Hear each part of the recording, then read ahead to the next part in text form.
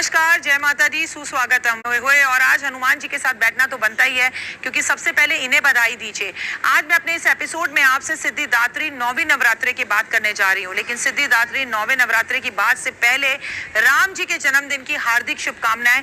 6 अप्रैल Sunday का दिन, आज राम नवमी है, आज राम भगवान का जन्मदिन है। तो पहले हनुमान जी को राम जी के जन्मदिन की बधाई दीजिए और उसके बाद अपनी सभी मनोकामनाओं को पूर्ण कर लीजिए। आज उछले गाएं और जितना ज्यादा इनके सामने आप राम जी के जन्मदिन की खुशियां मनाएंगे, उतना आप जीवन में तरक्की पाएंगे। जी हाँ, तो आज हम सिद्धिदात्री की बात करेंगे। बहुत सारे लोगों के घर में आज सिद्धिदात्री का व्रत रखा जाता है, आज कन्या पूजन किया जाता है। आपने पूरी जर्नी मेरे साथ नवरात्रों की बिताई, उसमें आपने देखा कि हमने कैसे शैलपुत्री की पूजा करी, किस तरह से हमने ब्रह्मचारिणी की करी, स्कंद माता की करी, कात्यायनी की करी, कालरात्रि की करी।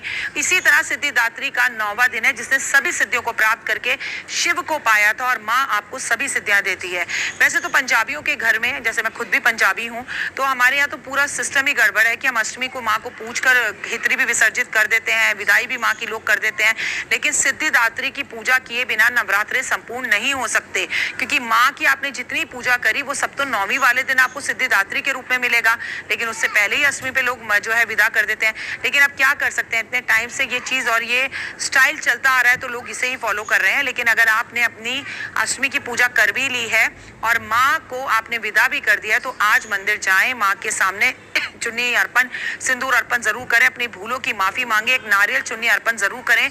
कन्या अगर आपके घर में आ रही हैं तो उन्हें आराम से बिठाएं, पैर धुलाएं, आसन दें, उनकी पूजा करें, कुमकुम का तिलक लगाएं, उनको हेयर में, बालों में लगाने के लिए कुछ दें। लाल वस्तु, लाल गुलाब जामुन, लाल दाल या गुड़ इस साल कन्याओं को नव वर्ष के अंदर सिद्धिदात्री के रूप में जरूर देना है, क्योंकि गुड़ कारक है मंगल का, और मंगल कारक है 2025 का, यानी अग्निकांड, लड़ाई झगड़े और एक्सीडेंट्स और ऑपरेशंस और तमाम तरह की परेशानियां। तो देखेंगे छोटी छोटी बातों पे लोगों के ऑपरेशन हो रहे हैं, तो इन सब कष्टों से अगले 6 महीने तक अगर आपको बचना है, तो सिद्धिदात्री के नवरात्रे पर आप राम जी को भी गुड़ का भोग लगाएं, गाय को भी गुड़ का भोग लगाएं, हनुमान जी को भी गुड़ का भोग लगाएं।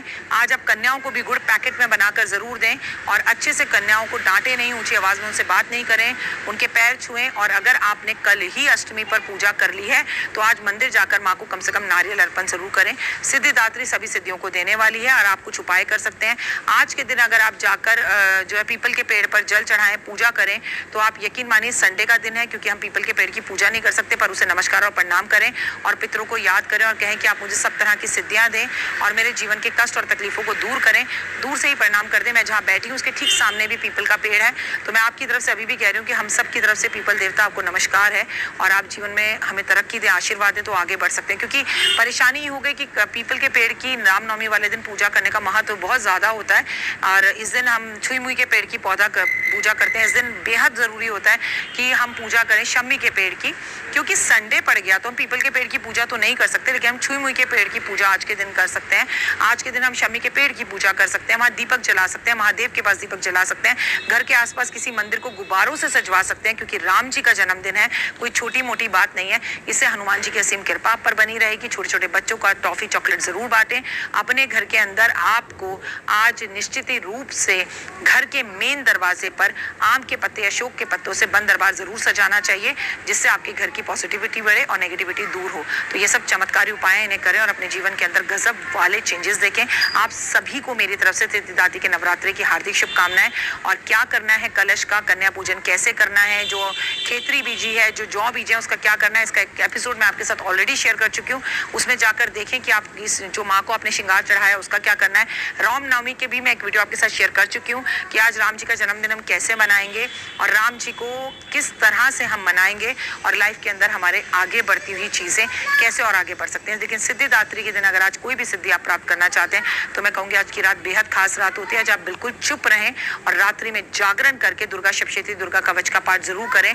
इससे आपको काफी लाभ होगा और जीवन में 100% आपके रिजल्ट्स आएंगे। छोटे छोटे बच्चों को अगर आप अष्टमी पूज भी चुके हैं, तो भी चॉकलेट टॉफियां जरूर दें, उनके पैर छुएं, उनसे आशीर्वाद लें, और जितना यथाशक्ति हो सके आज भजन करें, मंत्र करें, रामायण का पाठ करें।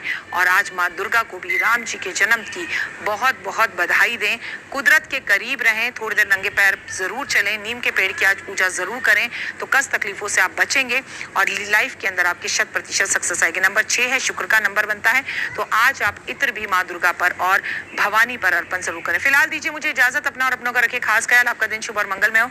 परमपिता परमात्मा की असीम कृपा आप पर बनी रहे, जीवन में कभी कोई कमी ना रहे, माता रानी आपकी झोली भरे।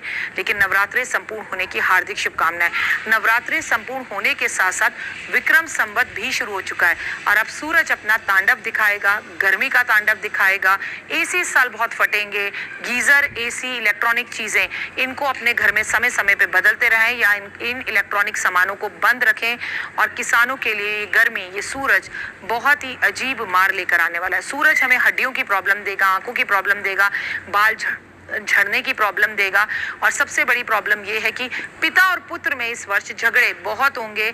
आपके घर का जो मुखिया सदस्य है उसे गुस्सा बहुत आएगा, उसका गुस्सा शांत रहे, इसलिए पूरे वर्ष आप दुर्गा की पूजा करते रहें और दुर्गा शिव शक्ति का पाठ करें। कमेंट्स में ओए होए जय माता दी।